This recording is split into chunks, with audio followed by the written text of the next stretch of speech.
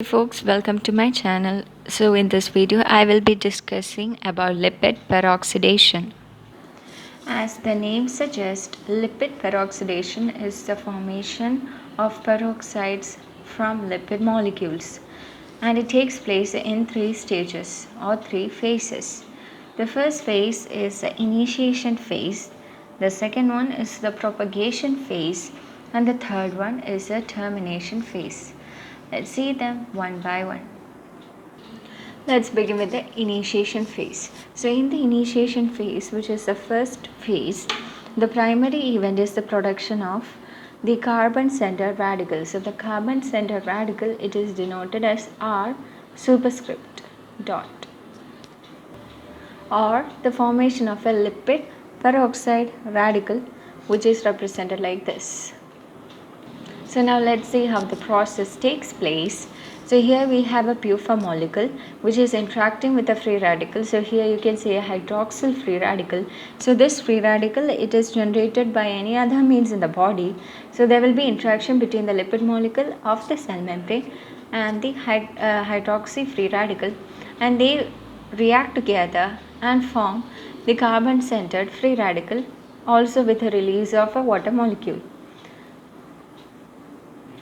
Also, the hydroperoxide, which is present in the body by any other means, is reacting and forming the peroxyl radical and a hydrogen ion.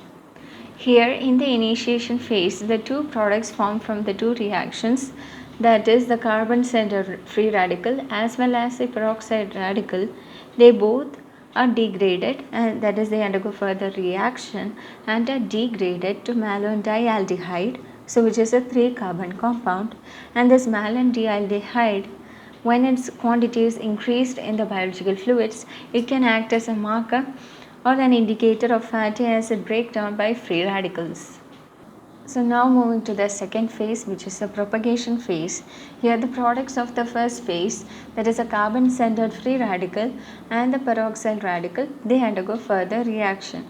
So here the carbon-centered free radical reacts with free oxygen molecules and they form the peroxide radical, which further reacts with the lipid molecule which is present in the membrane to produce hydroperoxide and further another carbon-centered free radical. So these are thus undergoing a chain reaction, that is there will be further increased production of hydroperoxides as well as carbon-centered free radicals.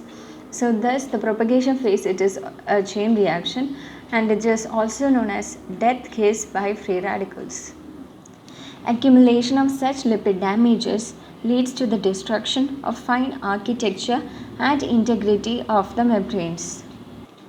Here you can see that when there is a continuous production of hydroperoxide, there will be continuous reaction or consumption of equimolar quantities of the pure molecule from the surface of cell membrane, and that leads to the disintegrity of the cell membrane and the structures within the cell. Now to conclude with the termination phase, so the reaction will proceed unchecked till a peroxyl radical reacts with another peroxyl radical to form inactive products. So here you can see that the two carbon-centered free radicals combine to form inactive product, and similarly that takes place for the peroxyl radical and also between the peroxyl radical and the carbon-centered free radical. That's it for this video. If you honestly did understand the topic, do like, share and subscribe. Thank you.